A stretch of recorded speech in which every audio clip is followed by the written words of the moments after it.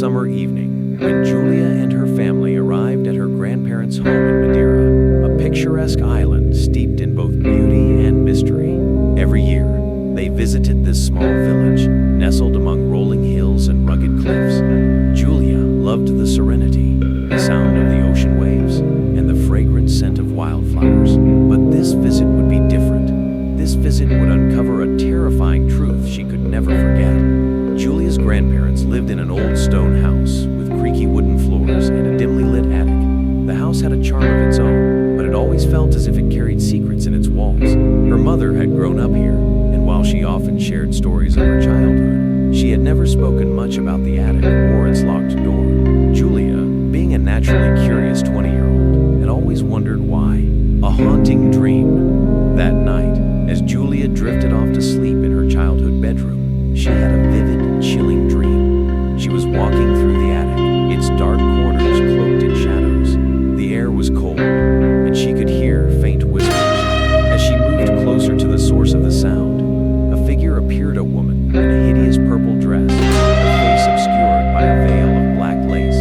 The woman turned toward Julia, her veil lifting slightly, revealing hollow, lifeless eyes.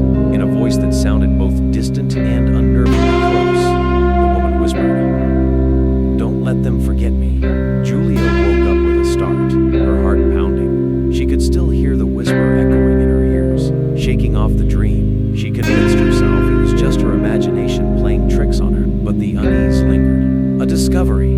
The next day, Julia explored the house with her younger brother, Ethan. When they reached the attic door, Ethan teased her. "I bet it's haunted. What do you think is up there?" Julia laughed nervously, trying to mask her growing curiosity.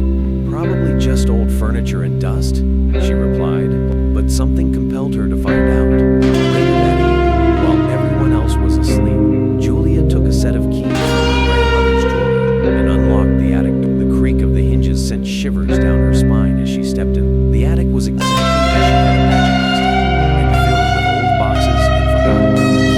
But one thing caught her eye, a large, leather-bound photo album sitting on a table near the window. It looked out of place, as if someone had recently left. Julia hesitated before opening it.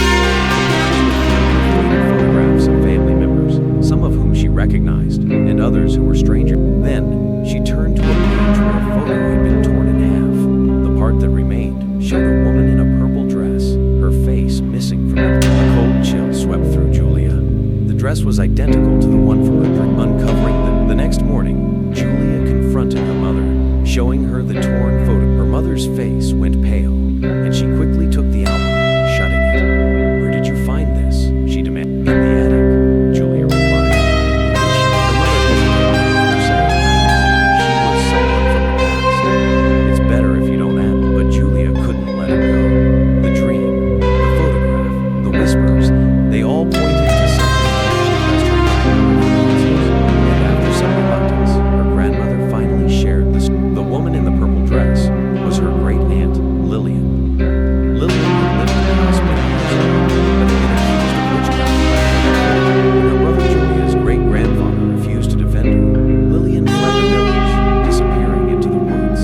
No one had seen or heard from her since. She cursed this house before she left, her grandmother whispered. She swore that no one in this family would forget her. The curse unleashed. As the days passed, Julia began noticing strange occurrences around the house. Doors creaked open on their own. Shadows moved in the corners of her vision. And at night, the whispers returned. One evening, as she lay in bed, the dream came back with a vengeance. This time, Lillian stood closer, her veil lifted entirely.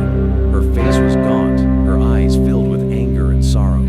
She reached out toward Julia, her fingers icy and bony. "Don't let them forget me," she repeated, her voice echoing like a cheer. Julia woke up screaming, and her parents rushed to her room.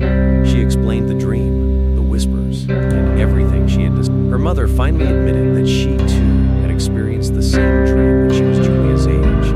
It was as if Lillian was trying to communicate through the generation. Confronting them, determined to end the torment, Julia decided to return to the attic. She brought Ethan with her, hoping his presence would give her. Together, they searched for anything that could explain Lillian's connection to them. In an old chest, they found a diary, Lillian's diary.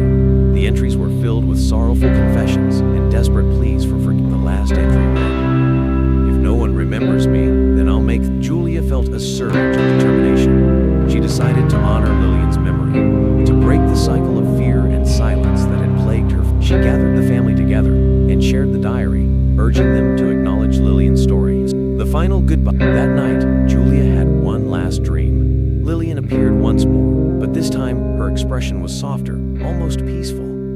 "Thank you," she whispered before fading into the shadow. The house grew quiet after that.